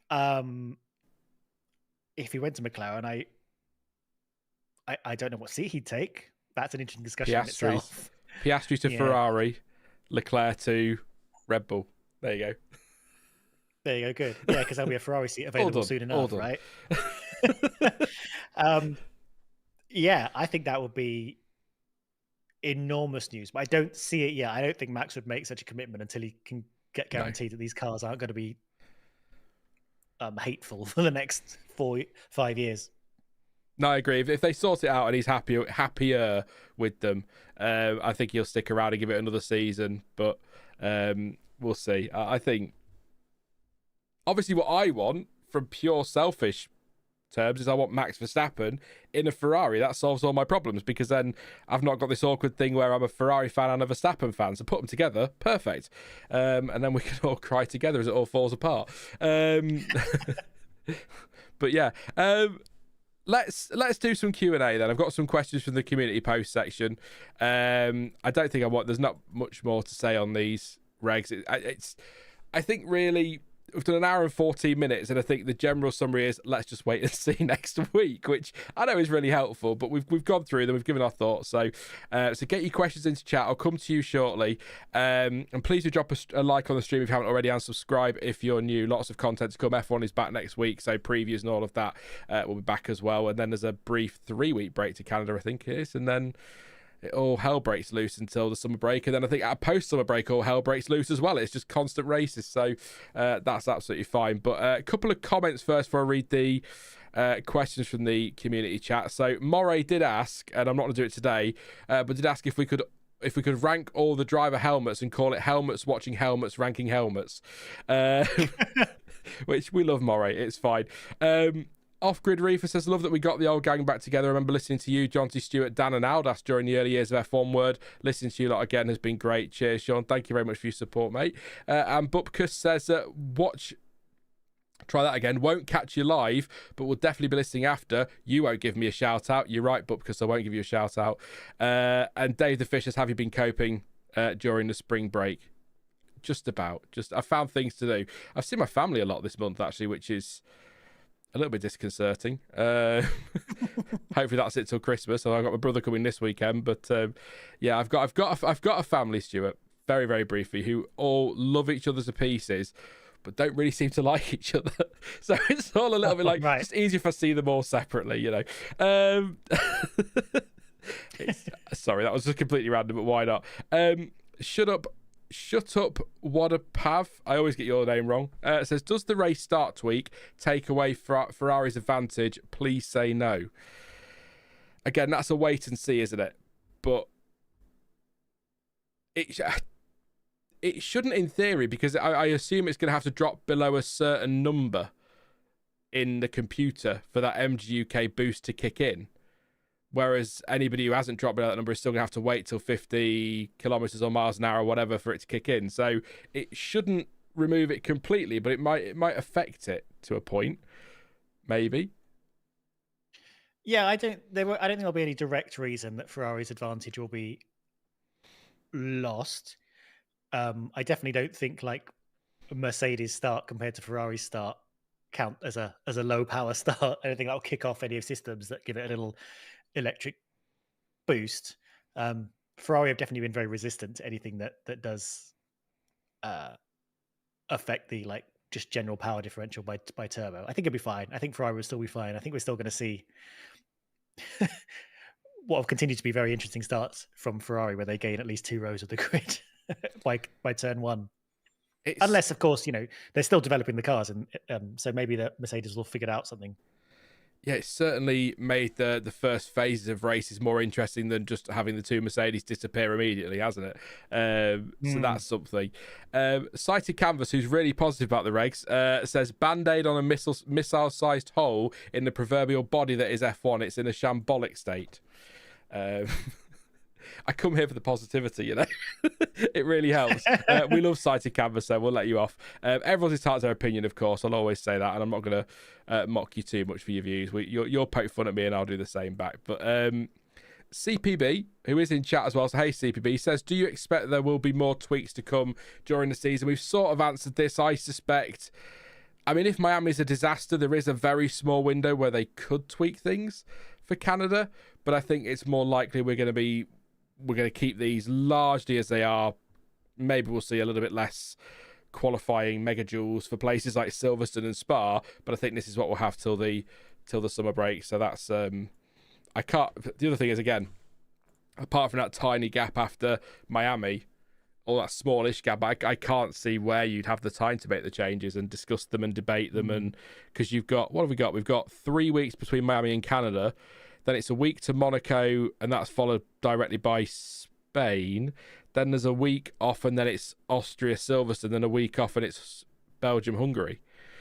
And then it's a summer break. So there's just nowhere to have. That's off the top of my head, so if I'm wrong, I'm sorry. But that's pretty much, it is the summer break's the next natural point to assess it. And that gives 8 races as well to really look into it. So I don't think there's any need to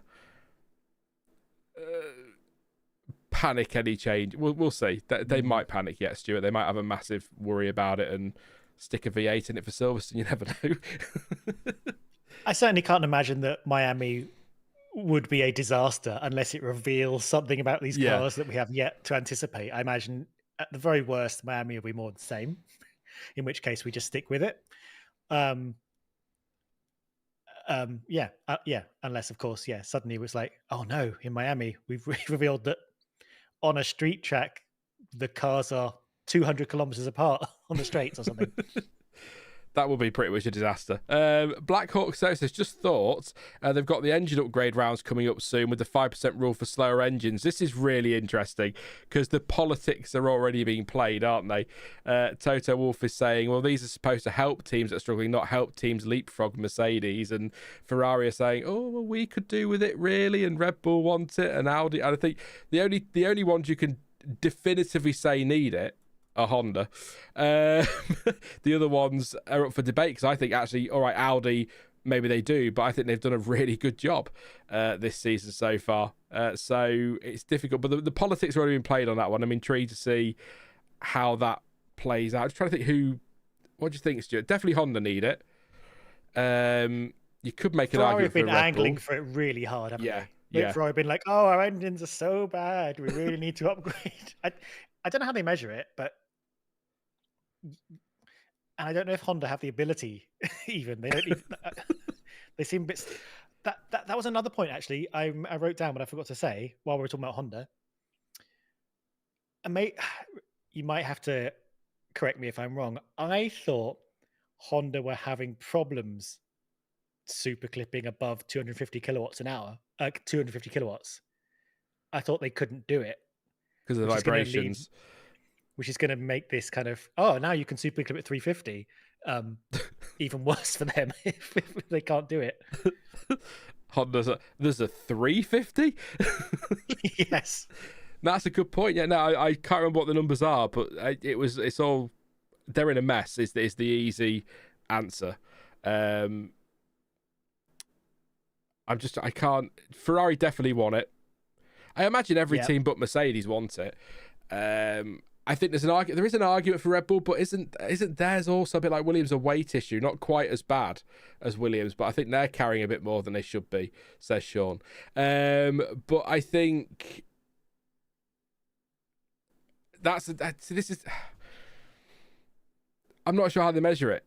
Like you say, how could you Red Bull? You can't say are they within a certain percentage of the qualifying time because that could be a car issue rather than an engine issue. So there must be some numbers somewhere that are being given to the FIA for them to make that call. But I'm intrigued as to when they're going to allow that to come into force anyway, because it was supposed to be from Miami, wasn't it? The changes or the adjustment. So. But I guess not enough rounds have passed now, so they're going to kick it down the line.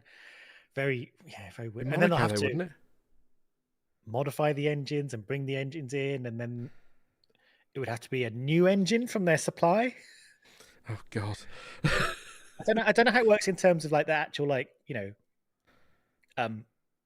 pool of engines they're using, and whether they modify one that's already on the go or whether they have to bring it in as a new. I don't know how it works, but yeah. From what I've seen on track, and I can't measure it with my eyes, and I don't really understand what it is the metrics are. Apart from Honda, no one seems like wildly far apart. No. Ferrari have been strong. Even the Red Bull engines have been like reasonably strong, in all four of the cars.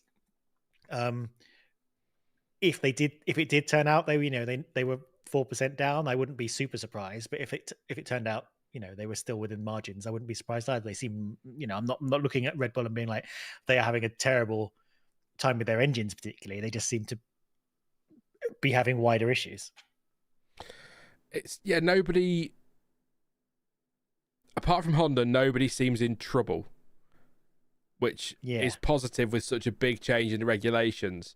And I was just going to say, actually, Clancy's made the point. Some even argue that the Red Bull powertrain engine, Ford thing, is actually as good as, if not better than the Mercedes, but it's the weight that's the problem for them. So it's difficult. It's really tricky. Black Hawk so does say that I think it's dyno really to see what output they are getting. So that's possible. And I saw somebody else say, where have you gone? Nino says, I doubt they could change much more without changing some hardware for 2027. That's the other thing. They've only so far they can go with these. So, but I feel like they can still drop the qualifying numbers a little bit if they need to. Really interesting question. I thought this was interesting anyway. From the Keeper of Chaos. Said, how much of the regulations intent does this compromise in your clearly expert opinions? And even more broadly, hypothetically, is discarding the original intent of regulations a valid thing to do if the racing it produced is not interesting to the fans or even the drivers? I thought it was a really interesting question. I think on the second part, I think it is absolutely valid. If your regulations aren't working, the fans aren't happy and the drivers are miserable, then it is absolutely valid to make changes.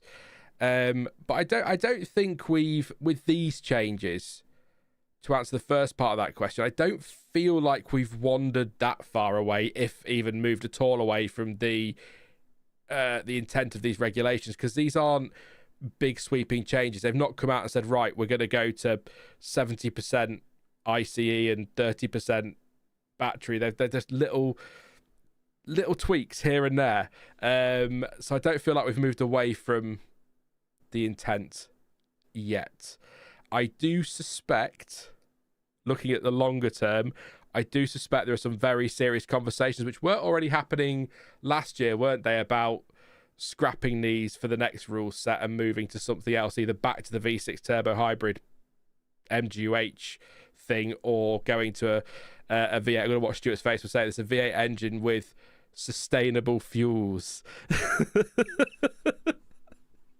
I don't know, your favorite thing ever. Very, very sustainable, those fuels. If going to the original question about the intent of the regulations and how much this goes, I mean, I have a flippant answer to that, and maybe a more answering what you actually meant. The flippant answer is the intent of these regulations was to get Audi in and to keep Honda on board. Yeah, good point. So it worked. That was the intent of the regulations, and I think the kind of quasi intent in terms of what they had to make the regulations about in order to, you know, make it an attractive prospect for Audi and Honda and whoever else might want to join, was to increase the electrical part, make things a bit more sustainable and things like that, and get rid of the MGUH. But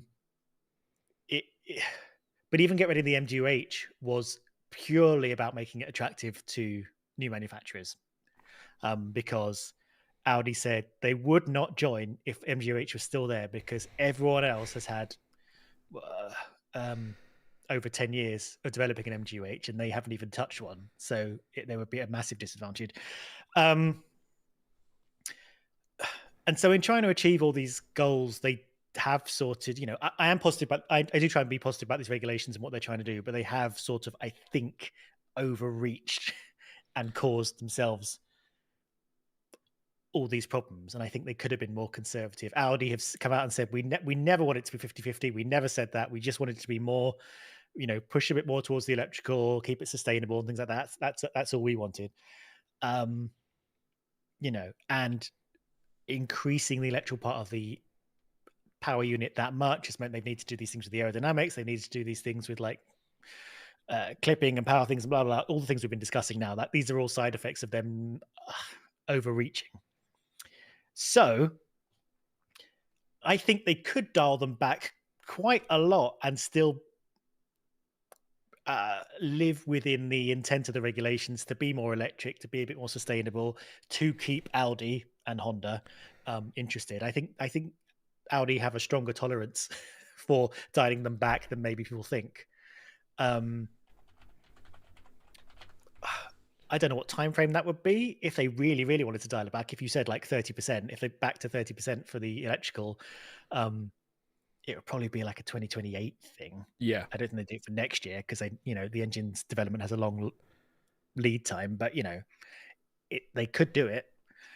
So yeah. So my answer really is I think that you could actually do quite a lot and still remain within the spirit or intent or idea of these regulations, and then maybe just admit in as humble and powerful a way as you possibly can, that, these were a bit of an overreach and we can still achieve our goals with a bit less. Obviously easy with hindsight, but you look back now, you think maybe they could have introduced these and done 70-30, then maybe in a couple of years done 60-40, and then eased rather than just doing it all at once and everything else. But the more we discuss Audi, the more they annoy me, though. It's quite funny. People know my view on how we shouldn't be prescribing the regulations to try and encourage manufacturers, but Audi not wanting the MGUH because of others having 10 years of development, number one, that very much feels like a you problem, not really an F1 problem. And secondly, if they want to lean into the more electrical side, why did they leave Formula E? It was all electric. What are they doing? Weird. I guess not enough eyes on their sponsors and their cars. I'll come to chat in a second. I did just want to read this from Pancake Leaner. I don't think we have time today to get into it. But says the ramp down exploit Mercedes and Red Bull had. What is up with it? How does it work, etc.? I haven't run into anyone chatting about it or explaining it. I tried to read up on this. Honestly, Lena, and I'm so sorry to sound really dismissive, I tried reading up on it and I just got bored about halfway through reading up on it. It sounds like it didn't really do a lot and it was just a minor exploit that they took advantage of and didn't really always use themselves anyway. So I don't know if Stuart has anything quick to say on that, but I was reading it, I was just like, I one, I don't totally understand this, and two, it just doesn't even sound like it was that big of a thing. I might be wrong. No, you're kind of right. And I did some reading up as well on it, and it was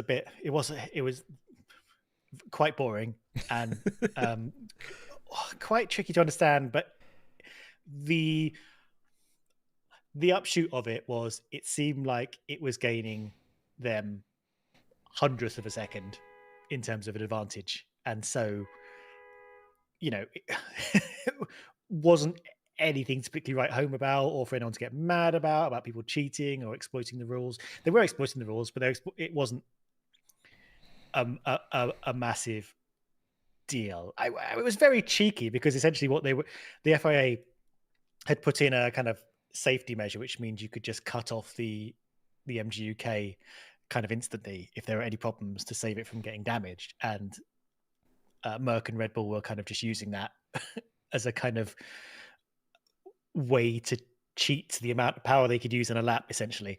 I won't go into the details of it. So they were kind of using a little safety measure as a power advantage, as I guess any team would do. But so it was cheeky, didn't give them a huge advantage. It doesn't mean we walk away from the first three races being like Merck have cheated their way to the top. It should be voided from the record. It was very marginal, way less than the actual advantage they have of everyone else. So FIA just cleaning up a little loophole there. Sorry, Lena, I'm not meaning to, but let's just move on from that. Focus on one crazy rule at a time. We'll get there. Let's come to you in chat then. So get your comments and questions in, and we'll do a few of these, and we'll wrap up for tonight. But Lewis says that after listening to the video from the FIA, basically they just said, let's make the cars even shittier for safety reasons. There you go. The less computer involvement in the sport, the better it will be, says Michael. I'd like to see less of that. And there seems to be a lot more AI around as well in F1. It'd be nice, engineers, strategists, drivers. These are all very, very talented people in their own areas and fields. And I don't think they don't need all the help in the world. It'd be nice to just let them use their brains. In fact, I think, Stuart, you said we're talking about AI and testing. I think you said people don't forget to keep using your own brain or something like that. Like don't let AI take control of everything. So kind of a bit like that. So Moray says F1. Would you rather have Honda and Audi or fans? It's a fair question. I think fans, but I think I'm saying it again. The twerking over Audi was just ridiculous, and I don't understand it. I really don't. It's nice to have them here, and again, they've done a great job. So fantastic, and it's given that Sauber team, as they once were, some real stability. But don't just look at history. As soon as Audi have got what they want from the sport, they'll disappear. They won't stick around like Ferrari have for a million years. They'll soon disappear. Hopefully not for too long though, because I think they're impressive. Their livery's awful. Brad says thoughts on street course racing: approve or disapprove, more or less? I think Again, I don't like flippant answers, Brad, but I think for me, that the easy answer is depends on the street track, because some street tracks do work. But a calendar full of Monacos would be hell, and I don't think I'd bother watching. I do feel like we've got too many, and we've reached the point with street tracks. We've discussed this so many times, but we've reached the points with street tracks where they've gone very Alton Towers about it, in that now every street track has to be the fastest or the longest or the most corners or the most inverted loops or the most corkscrews. It just has to have some kind of tag to it. They can't just build a good street track anymore. So I think we've got enough, and I don't want any more, but I'm not against them because they do offer a very different challenge, and it's nice to have very different tracks across the course of a season. I don't want to just see 22 Abu Dhabis a year or 24 Abu Dhabis a year. I want that variety in race tracks, the fast tracks, the slow tracks, the street tracks, the old school tracks. And I think we've got a nice balance at the minute, but I don't think we need any more street tracks. That said, we've got a new hybrid-y street track thing coming in September at the Mad Ring if it's built, haven't we? So, yeah, I don't know. Stuart, we've talked a lot about street tracks, but I guess the flippant answer is it depends on the street track. It definitely does depend on the street track. And I definitely think as a calendar, we need a good variety of tracks. You know, some of them are the modern Tilke style tracks that are sort of wide, high speed, you know, long straights, and, you know, maybe some weird, interesting quirks. They're fun to have along with the traditional European tracks. They're a little bit narrower and windier, they tend to be. And there are like variations in street tracks. You know, Monaco is its own thing, but I think, you know, Baku came along and changed a lot of people's idea of what a street track could be, because it was kind of fast and I won't say dangerous, but it kind of had a kind of air of risk and reward to it. Baku wasn't it? And then everyone tried to make their street tracks kind of Baku-y, which was, you know, maybe not. Singapore has this kind of endurance feel to it because everyone gets so tired because it goes on for like 2 hours and they're all like boiling in their own sweat. Very physical, isn't it? Yeah. I'm not against street tracks generally, because if you make a good street track, then great. I think there's been a kind of rush to move to street tracks for maybe the cachet of saying this is the city, blah, blah, Miami, Vegas, like track. There's like a level of cachet to that they can market the hell out of. And then their actual deployment of that is kind of mediocre, or they'll just like fence something off with very uninspiring barriers, so it doesn't, you know, it's kind of indecipherable. Like I think Jeddah as well, even though it's quite unique, I guess it's kind of like Baku on steroids in a way. It's so nothingy to look at.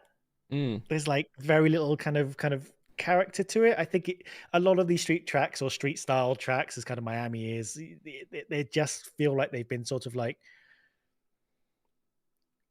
erected in a hurry to get F1 to come there. On the other hand, like, you know, eventually Jeddah will move to this bizarre Mario Kart style track that they're building. And, you know, again, they're sort of, while they try and make some of the street tracks a bit like the most this, the most that, I mean, some of these new like £1 billion circuits are going in kind of crazy directions when we could just be building tracks that are like designed to be good for racing. I don't know. I still don't think we'll leave Jeddah. I keep saying it. I think we'll get this Qiddiya, is it? The new street track. I think that'll become the Saudi Arabian Grand Prix, and then we'll have the Jeddah Grand Prix or something like that. I think they'll pay enough money to have both. One at the start of the year, one at the end, something like that. Fully expecting that. But the problem with that then is that Bahrain will then want to, and then Qatar will want to, and Abu Dhabi will want to. And you're just like, oh, great. No thanks. In my opinion, the difficulty with street circuits, says Fall and Shall Rise, is that they don't follow the regs for a good track, and most of them are fake or half fake and don't run on actual streets. Well, this is a funny thing with Jeddah. It's a street track, but it wasn't when they built it. They built the streets for the track, and then it became streets. So it's a track streets, I suppose, the other way around, maybe. I don't know. It is a street track now, but it wasn't when it was built. So it's a bit of a weird one, that one. But yeah. I did see Malaysia or Bud. They were great real tracks as Clanton. I read. Just check. I'm going to go straight onto Twitter to Karun Chandok. I think there is some talk of conversations going on with the Bud International Circuit for a return. I'm gonna check. It was given a short shrift, I think, because it was fun. It was a fun track, and they spent so much money on it, and then just to be 2 or 3 years was pretty outrageous. So Kunal Shah, who is FIA accredited journo, says there will be an F1 race in India in 2027. This is 100% happening. First race will be the Bud International Circuit. India's sports minister also confirmed that at least 3 companies have shown interest in hosting F1 in India. But Karun Chandok said, good to see the ambition. So you know the word that's coming next. But 2027 is too soon for the level of work needed to make this happen. Would love to see the Indian Grand Prix back, but the owners need to carry out work on the track, work on the financial model and the regulatory and taxation issues. 2029, 2030 at the earliest. So I'd like to see that back because I actually quite like that track. I think it worked quite well. But like you say, it was quite look what we could do, but you're not having it. Was kind of how it felt. And I think I saw South Korea are talking about coming back again, so maybe F1 really is yearning after that mid 2010s period or early 2010s.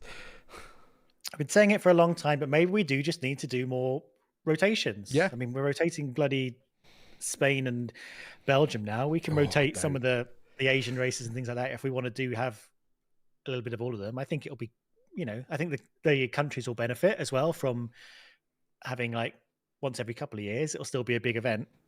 I want to add one thing because Fallen Shall Rise reminded me of something about they said street tracks, they don't follow the regs for a good track. A video came onto my YouTube FYP from someone I haven't really seen before. I mean, you might have seen them. They're called Mr. V, but they did a video on which Mario Kart tracks would meet the F1 regulations on what tracks should be. And when they examine the F1 regulations for tracks, which I've sort of done before, but not in the same way that he did, he realized that basically none of the F1 circuits meet all of them. They're all a little bit fudged, which I find interesting. The only time I ever really thought about that strongly was when they banked all the corners in Netherlands. Yeah. And the corners are banked higher than they're allowed to by the regulations, but I guess everyone just went, whatever. It is interesting when you delve into the rule. Monaco is a good example of special treatment. A race must run to this length, except Monaco. I think they're allowed to be. I always forget this. The race, it has to run to around X amount of kilometers the whole race, but Monaco, because it's such a short track, can be less than that. So that's quite funny. But I do agree with Black Hawk So in chat says we need Africa first, then it's a true world championship. It says no or most of the world, not most of the world. I think before we get the Bud International Circuit back, dare I say it, even Sepang, if I had to choose, I'd prefer a track in Africa. So that'd be great to go to Africa and go racing. Because then, like I say, it is then a complete and total world championship, isn't it? Although don't race in the Arctic or Antarctic, so technically, but that'd be fun. You know what will happen though? They'll ignore Kyalami completely, and they'll build a street track in Cairo, so you can have the pyramids in the background. Yeah, basically. Yeah, I fully expect it. A lot of Kyalami keeps cropping up, doesn't it? But we'll see if that happens. But yeah, that's enough calendar talk for today. We do it all the time, but honestly, I look at the calendar and I can count quite a few races that I would bin off tomorrow and replace them with tracks from the past that we've had, like Sepang. Istanbul Park. I think that's a great track for racing. The original Turn 8. Lots I'd go and pick out rather than the Mad Ring, especially given that we have Barcelona already. People said that Italy couldn't sustain 2 races, but I'm not really convinced Spain can. It's a weird time to do it. It is. We're way past Alonso fever, and as much as I really like Carlos Sainz, and I'm sure he's got a big following. He's not got Fernando. Alonso fever following. He's not a Max Verstappen, like we're going to reopen an old track in the Netherlands kind of thing. It's. I wasn't feeling necessarily the Spain, I don't know, interest, money. I don't know where it's coming from. It's a weird choice. Got Portimao back next year, though, haven't we? Oh, yeah. Which would be good. I like that track, so. Yeah. I mean, we shouldn't complain, I guess. I mean, people have complained for quite a while now that, like, Europe's losing all its races and now we're just going to go to all the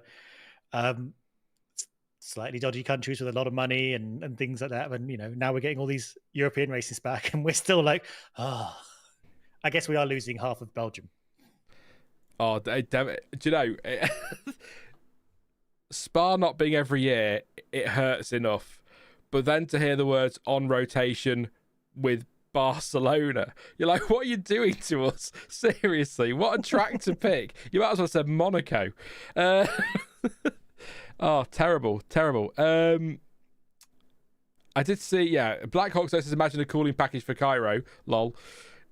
My assumption would be they'd do what they've done in Vegas and go with a night race. But I'm not sure they'll go with a Cairo race. It would be quite good to see, though. But yeah, get Kyalami back. Let's get Kyalami back. Get it up to scratch if it needs to be renovated or whatever, and let's go racing now. It's a proper racetrack, and it was the first race I ever watched was the '92 South African Grand Prix at Kyalami. So, there you go. There you go. I thought they got it grade 1 ready. I think. Oh, that's good. So I think it's just a matter of money, convincing, things going under the table. But I mean, money. Let's not. Yeah, I did see a comment about bring back Sochi, and then I was going to go into Eurovision mode and start making points about how maybe you need to stop your hypocrisy. And anyway, let's not get into that. I assume you're not watching Eurovision this year, Stuart. Again, it's all a bit of a fuss to cook at the moment to think again. No, they need to pull themselves together. I mean, there's a lot of things about F1 I can't justify about, but you got to have some things in life. I just know something fell through to alternate with Belgium, and instead of swallowing their pride and giving Spa a race every year, they crawled back to Belgium, says Moray. Alternate with Belgium, and instead of swallowing their pride and giving Spa a race every year, they crawled back to Belgium. Oh, back to Barcelona, sorry. There we go. Yeah, he corrected it. Sorry, Moray, yeah. Well, I get the feeling that Barcelona got an extension because they're not convinced about the Maverick yet. Because I can't think of any other reason to keep, and it's not a dig at Spain, by the way, or the Spanish people. There's some very passionate fans there. We saw it during, like Stuart said, Alonso fever. But given that Alonso's probably going to be retiring in the next year or two, having 2 Spanish races doesn't make a lot of sense to me. And the only way I can see to justify that in my head is that they're not totally convinced that either the Mad Ring will be ready or that it's going to work or stick around long term. But the race it's the Barcelona Catalunya Grand Prix, isn't it? Yes, it is. Yes. Yeah. So it's an interesting choice. I mean, I don't like the track anyway, but it's not. I don't think it's the track. I think the problem with Barcelona has always been that they too much testing kind of ruined that track. I think is the stream working for you, Stuart? Mine's gone all funky. No, there it is. It's back. It went all funky. Sorry, that's why I was pausing there. I was talking. It's working okay. That's fine. Somebody would have said. Yeah, it seems fine to me. The Barcelona thing was that it was testing, and it was also this just kind of like fast corner into fast corner, which was bad for like following and stuff like that. Which in fairness, the last few years has changed because the cars are able to follow more. So it hasn't become as hard on racing as it used to be. But for years and years, I've been like, if Barcelona went, I wouldn't miss it. Why not bring back, as Blackhawk says, one of the German tracks, which I do miss, to be fair, especially Hockenheim. Yeah. I keep going the new Hockenheim, but you know what I mean. That works really nicely for racing. These cars around the old Hockenheim, though, with the current regulations, would be interesting. Ooh, yeah. Real bad. Thank you for your votes on the poll, by the way. Do you think the new rule tweaks will improve qualifying and the racing over the next few events? 44% said it's a start but more needed. So agree with us. 34% unsure. Only 19% say absolutely not, burn it all down. I assume that's Kevin on his burner accounts. And yes, they're great. 3%. So I think unsure and it's a start but more needed feels like the summary of the stream, doesn't it? Really quite nicely there. That's sort of, I think it's fair. It's difficult to sit and say these will work or they won't work. Obviously, again, social media has decided, despite not seeing a wheel turn with the tweaks, that they're all going to fail. But we can't know for sure until we actually see them on track in Miami. So that's kind of where I'm at. But I'm expecting more. But it could be that it's 2027 before we see anything bigger, because you can't introduce massive rule changes mid-season, particularly in the cost cap era as well. It's worth mentioning that too. They've got to be careful with what they can change. So we shall see. Nürburgring will be good to see back as well, by the way, just on one of the German tracks, the Grand Prix layout. So yes, nothing. Anything else in chat? Any questions? Stuart said, which Spanish track should they use then? Which of the two? I mean, of the two, right now I'd say the Madring, because I want to see what it looks like. But even though I'm not a big fan, the history side of F1, the traditionist in me says keep Barcelona, and then I can moan about it every year. Especially that you get a Monaco-Barcelona double header. Oh, that could be fun. I'm like you. I'm definitely interested in seeing how the Madring goes. I mean, always interested in seeing a new track. It's always a highlight of a season if we get a new track in, because we just don't know what we're going to see. But I feel like I've not seen such premature negativity about a new track in quite a long time. Maybe Jeddah, when it was like half finished, like with a couple months to go, and everyone was worried about how dangerous it was and blah blah blah. Maybe then, but still, like, I've had nothing but negative opinions on the Madring. So I definitely hope it's at least, twice as good as people think it's going to be. so not great, but better than people are expecting. It looks interesting. I'm not sold on it, but then it's very difficult to get a read for these when they just put out sort of I want to say gaming. It is a simulation, isn't it? A simulator footage of the cars go around the track. And renderings. You can't really like the new track in Saudi Arabia. All the renderings we've seen, it looks insane. It won't look like a car park when we get there, but it won't look anything like that. So it'll still do what it needs to do, but it won't be all lit up and pretty. And Miami was very negative until they went to a different part of the city, says John T. Miami's negativity was mostly that marina, wasn't it? When is a marina not a marina?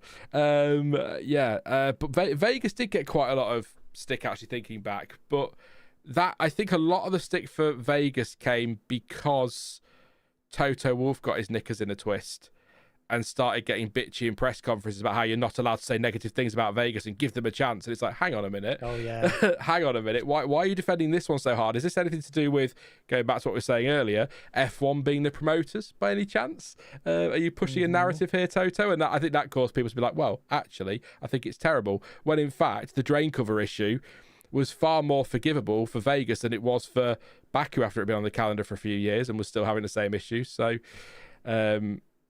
yeah, but I think Vegas works quite well, actually, as a street track for F1, in my opinion. I think having it at night very much helps, but I quite enjoy it. It looks terrible as a track. You look at the layout, it looks awful, but it just seems to work. So do we think these regs will result in battery failures? Last one from Lewis then. By nerfing battery deployment, that should logically result in an increased cycle rate that will increase both heat and battery deg. Sean looks longingly down the camera at Stuart. Help! I mean, couldn't tell you, but seeing as everyone involved, all the stakeholders involved, like a lot of them make the batteries, I don't think they would have agreed to anything that they couldn't handle. But it is agreed, like the powertrains are going to be doing a lot more.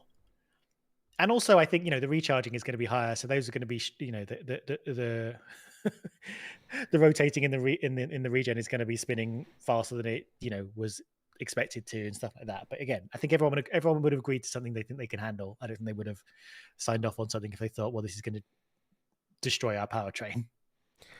Can I ask you one question for a super quick answer, just to clear something up in my head, because I see it a lot online, and I can't quite find the answer when I Google it, because when you Google things, you get everything but what you want. That is true. If hypothetically speaking, they stuck an MGUH back in these cars, would that solve a lot of these issues? Or is it not related at all?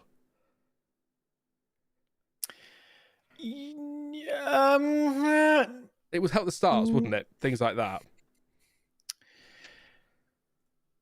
I think it would help some of the problems, because the MGUH also is able to store and generate energy.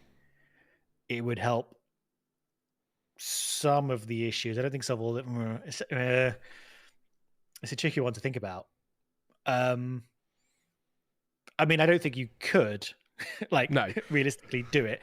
But yeah, if you're right, if you reintroduce that into the whole powertrain, you wouldn't need the turbo spooling up at the starts, would you?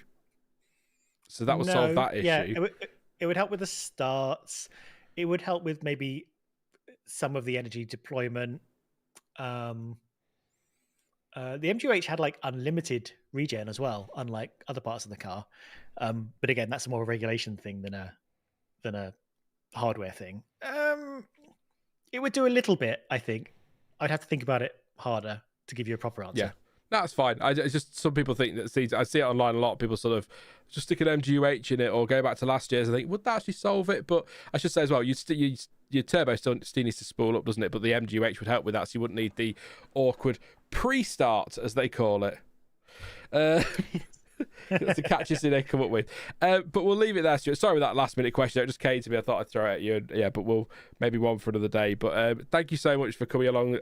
Fairly short notice, actually, for a bit of a waffle on this one to help us understand it and to talk about everything we love and hate about these regulations and putting the world to rights on media as well. Let the drivers talk. Stop silencing Lando Norris. I want to hear what he has to say about shoes. I don't know. But yeah, it's been great as always, and I will let you get on with your evening. So appreciate you taking the time. Guys, it's nearly 9 o'clock, but yeah. Oh, 90 minutes, Stuart. Are you free for 90 minutes on Wednesday? 2 hours. Well, we always know this is the way it goes. My background has turned from day to night. It's good fun. Thanks for having me. It's good to chat through these things, and especially when we've got 5 weeks of nothing happening. Yeah. It's good to have some news to get our teeth into. And it's going to be weird when the racing comes back again. This is a longer period of time than we had between testing and the first race. That's true. Weird. What a strange sport. Wouldn't it be funny if the Mad Ring isn't red and we lose another race? Oh, don't say that. Don't say that. Let's not start a new conversation. Anyway, I was meant to be saying goodbye. Goodbye, everyone. Thanks for coming along and watching. I'm glad there's still an audience of people who aren't hyperbolic about everything. Not on YouTube. I think there's still some balance here. But yeah, thank you so much, Stuart. And I'm sure we'll talk again soon, but I'll let you get on with your evening. Thank you. Bye for now. Bye. Yes, thank you very much to Stuart for joining us, and thank you so much as well to you guys for joining us this fine Wednesday evening. You'll be pleased to hear. Well, first of all, sorry there was nothing last week. Like I said earlier, I just wanted to take the week off. It was so much negativity. There wasn't a lot happening apart from the GP news, so I thought I'll just take the week, and then that's me sorted till summer break with holidays, let's say. But I'll be back next week, next Wednesday, with the preview for the Miami Grand Prix, and it will be a video, not a stream, so a proper preview for the Miami Grand Prix. Then I'll definitely be live for qualifying on Saturday night and live for the reaction on Sunday. I need to find a guest for that. I keep forgetting to ask, so I will ask around. But yeah, they're late night-ish. I think the stream, the race reaction will be 10 p.m, 11 p.m.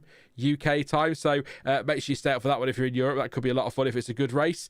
But yeah, nothing really to add other than the usuals. Please do drop a like on the stream before you disappear, and subscribe if you are new as well. Like I say, lots to come next week, and we're back to racing. Then a little break before Canada, and then it's all going to come thick and fast before the summer break. But an absolute pleasure to have you all with us this evening, and thank you for joining me on these Wednesday streams. It's great, and we'll see how the rest of the season goes before we commit to any plans for the future. But still appreciate each and every one of you, so thank you so much for your support. But as always, thank you for watching. I've been Formula Sean, and until next time, goodbye.